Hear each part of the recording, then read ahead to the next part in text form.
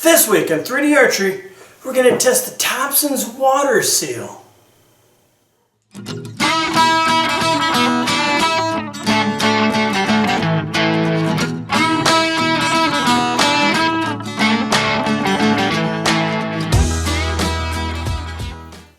Hey everybody, welcome to 3D Archery. Alright, probably ask Greg, why are you talking about Thompson's water seal? Well, real simple reason. I seen it online in some forums and Facebooks where guys have been using this stuff to protect 3D targets. Now if you've been out on the range and you've seen a target that's been out there for a while, they've been degraded. The self-sealing skins come off, the foam's exposed, and they become very hard. And these people have claimed by using this, you can prevent that from happening. And that's what we're going to test. All right. Now, if you notice my background, you probably noticed a couple additions. This bird here is given to me by Robert, or Bob as we call him. This is from the Pennsylvania Archery's Bow Hunters Festival. It's an awesome flying duck. They have them spinning. You got to shoot them. I love that. Also have the hawk. Then up here you see a Robin Hood. That's from ETAR. I did that on 20 yards out, working a shot cycle taught to me by an Australian who learned it from Tom Clum Sr. And that was like the second arrow. So just little additions, a little off note. So how am I going to run the test? Well, it's pretty simple. I have one of those cheap shooter buck targets right here.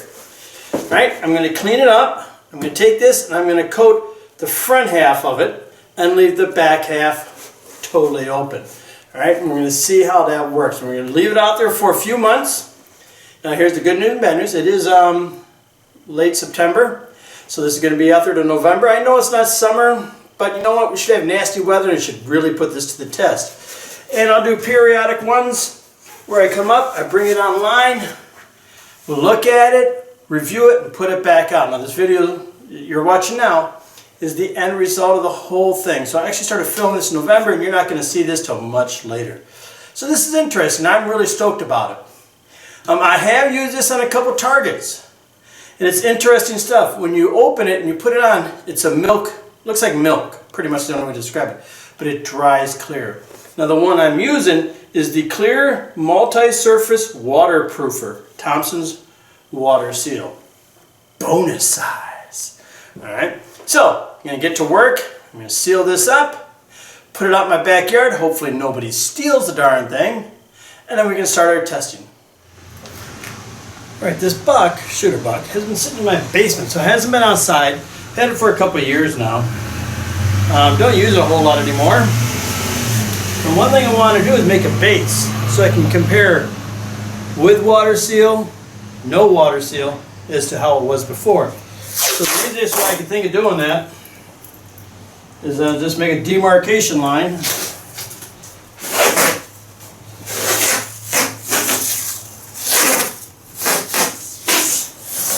Now, I know what you're thinking, masking tape, sun might get through it. I don't doubt it.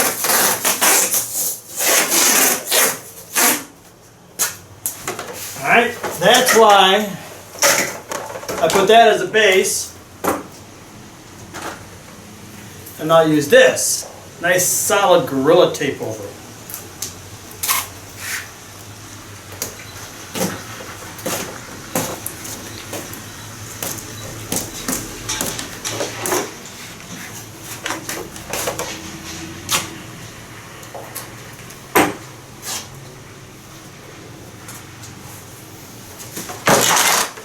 Now I'll be able to tell the difference, and I'll have a base.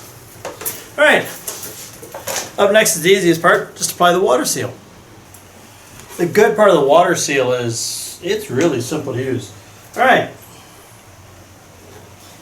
we're going to do the back half just because the front half's pretty shut up. You can see it goes on white, and don't be gentle.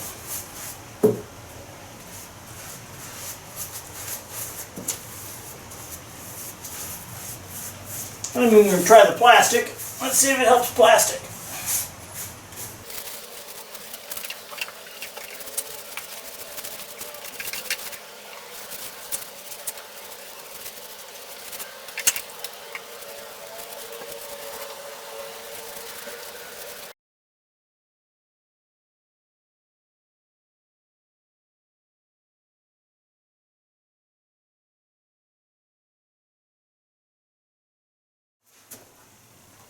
Alright everybody, it is now December 7th. It's been out for a couple months now. In that time, we've had snow, rain, freezing temperatures for a good week at a time, and temperatures in the 60s and 70s. So it's seen the whole thing. Now this is the side of the deer that was facing the sun the most. It got the most UV radiation. And this is the unprotected side. This is protected side. Can you see a difference? Alright.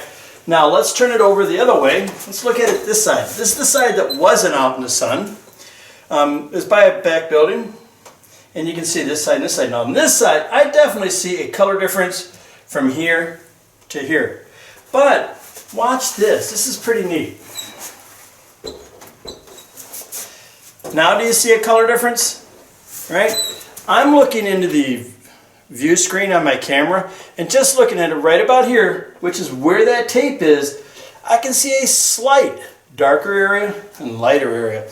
So it definitely did protect it a little bit against UV radiation taking away the colors. So let's go back to it. Let's look at the texture of it. Yeah.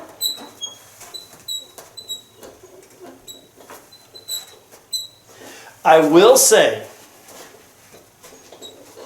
pressing on this, I can feel it starting to dry out. You know, it's got that dry foam feeling.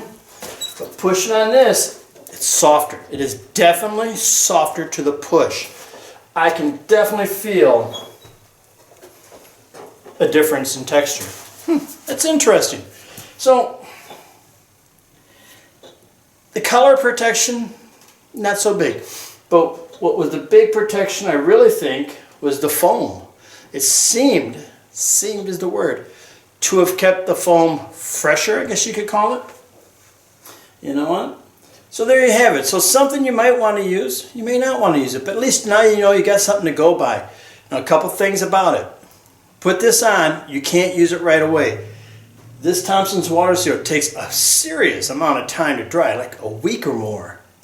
Alright, so make sure if you coat it, you're not going to use it for a week, or if you do use it, understand it's going to be tacky for a while.